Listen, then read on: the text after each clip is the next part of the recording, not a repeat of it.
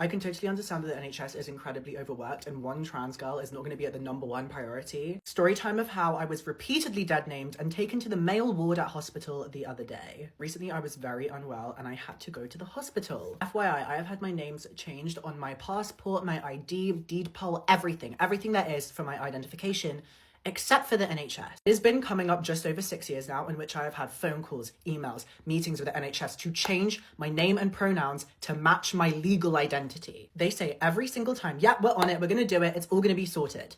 It's never fucking done. For the whole 3 days that I was at hospital, I was referred to by my dead name and as a man. When they decided to move me from A&E to the ward at 1 a.m, I was moved to a male-only ward.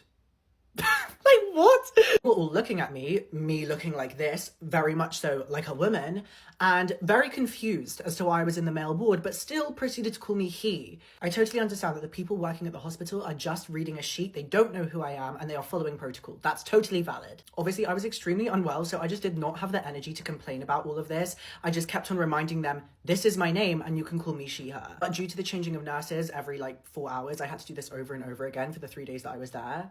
Eventually, I was moved to a female ward, but then I had to deal with the issue of every single nurse looking at the sheet and being like, why is he here? At the end of the day, it was a really upsetting situation anyway, because I felt so ill as well and I was dealing with all of this gender bullshit. However, if anyone that works within the NHS is watching this, please tell me, how the hell do I get my name changed? And they actually do it. It is awfully humiliating for every single time you go to the hospital or go to a doctor's appointment or go for a blood test that they call your dead name. It's just embarrassing and really upsetting. I just hope that no other trans girls have to experience that, because being in the male ward was freaky. It was scary, y'all. Anyways, any advice would be extremely helpful. Bye.